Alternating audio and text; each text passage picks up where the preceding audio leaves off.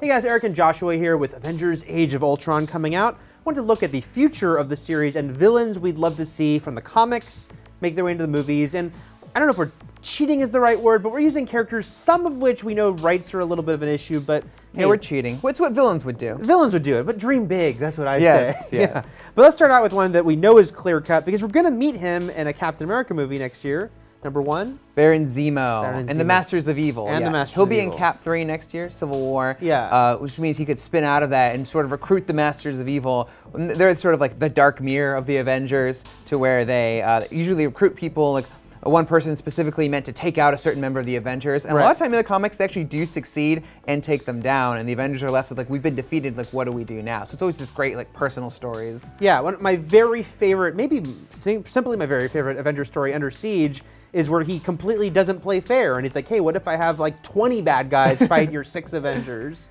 You'd think they would do that more often. Right, though, you'd think that they like, figure that out. Like, instead of one guy, how about like 2 or 3 guys attack each of yours? I'd love to see that in a movie at some point. Yeah. Number 2, let's talk about some time travel here. Kang the Conqueror. Kang the Conqueror. Who's really cool, and his shtick is that he's from the 40th century, and he travels throughout time to find the most dangerous artifacts, weapons, and knowledge to help him, like, rule the world. And of course, he always, like, bumps head with the Avengers and has some time traveling journeys, and they beat him. But he's really cool, and he's got sort of like the Mr. Freeze like heart to his character, where he's in love with Princess, I think it's Ramona? Is that? Something like that. Ravonna.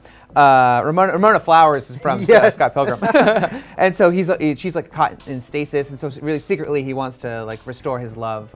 So he's a great character. A lot of real classic Avengers villain. Plus, I love in the comics it gets very convoluted, but he has all these multiple identities because he's traveled through time and changed who he was. Ramu Tut, the Pharaoh, and Immortus, which is great, and the Scarlet Red something, Silver Centurion, something like that. Yeah. Or Scarlet Centurion. I think Silver Centurion is Iron Man armor. But I'd love to see that. It's pretty convoluted, but hey, they have a lot of movies they could fill this all up with. So let's get there. Number 3 is interesting because you kind of combined a couple of different threats and enemies into one. Yeah, well, it's what I really want to see. The end goal here is I want to see the Kree Skrull War, which is sort of the big first Avengers event in the comic books, whereas they were 2 alien races were fighting, and the Earth gets caught in the middle, and the Avengers have to rise up and put a stop to it.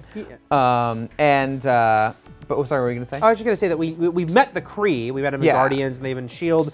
And we know the Skrull is one of those weird ones with Fox and Marvel kind of sharing rights, but work it out. Yeah. If a villain wouldn't be stopped by mere rights issues. That's right. So they can do it. And we don't know how much Infinity War will be set in space, but I do like the idea of seeing the Avengers just completely out there in a cosmic story, caught between these 2 aliens. Punching spaceships. Yeah. That'd be great. And aliens, Now, number 4, I really like this one because it's sort of a small-scale character, but one that's really intriguing. Yeah, one of my personal favorites is the Hood.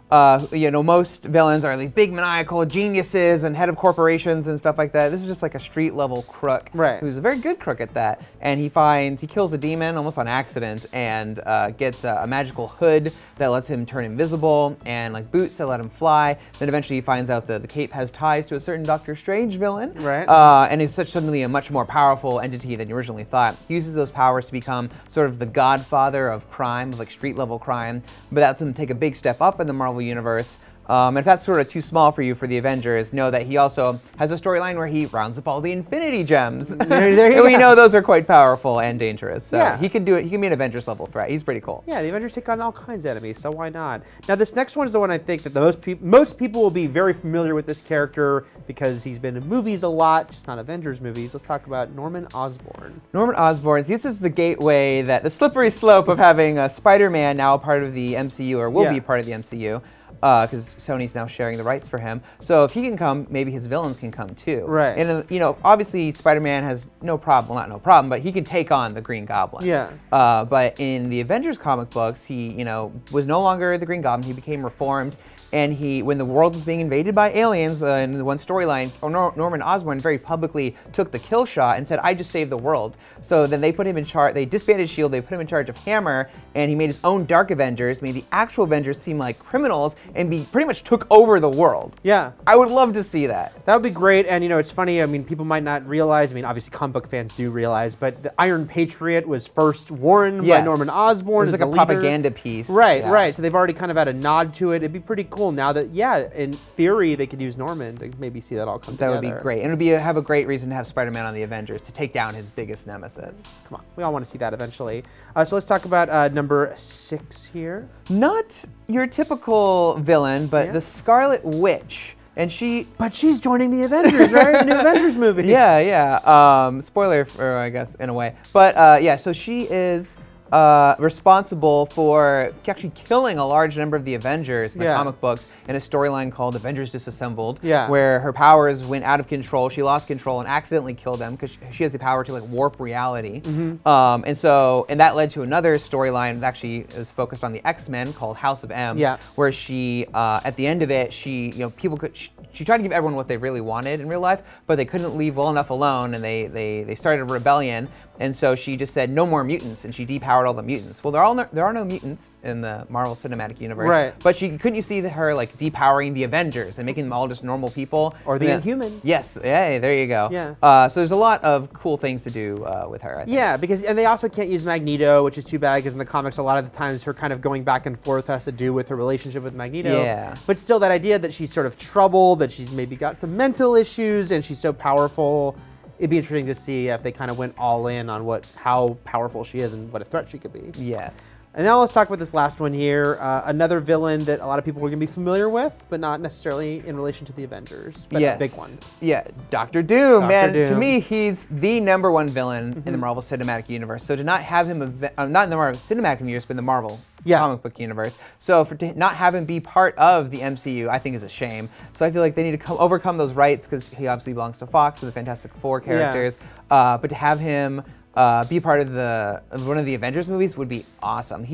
If there's power to be had, he will have it. The power cosmic cube, like anything, he will get it and he will use it. And I just think that makes him such a big threat. And even in the comic books right now, in the Secret War story that's about to start, he is like sort of the guy behind it all. He's always behind everything. So, and that's the Scarlet Witch story I was talking about, Avengers Disassembled, he was behind that too. So it would be a great addition to have him be part of the MCU. One of my favorite Doom stories, Emperor Doom, they couldn't do right now because of the rights issues, but that's about him using the Purple Man, who we're going to meet in Jessica Jones, to take over the entire world, and it involves the Avenger Wonder Man kind of being the unlikely hero of the thing. And I always just think that when Marvel does movie villains, they kind of get them right. We've yet to see him in his like full armor and green cape and have it actually work. We've seen it, but it always kind of looks a little weird. Or they make it some sort of a weird skin condition. No, I just want like in the armor, magic, scarred Doom underneath. Give me that. I would like that as well. So those are our picks right now for 7 of the villains of the comics we want to see the Avengers in the movies take on. Let us know what you think of these choices, but also if there are other ones you'd love to see. And for all things Avengers, Marvel, and cinematic universes, keep it here at IGN.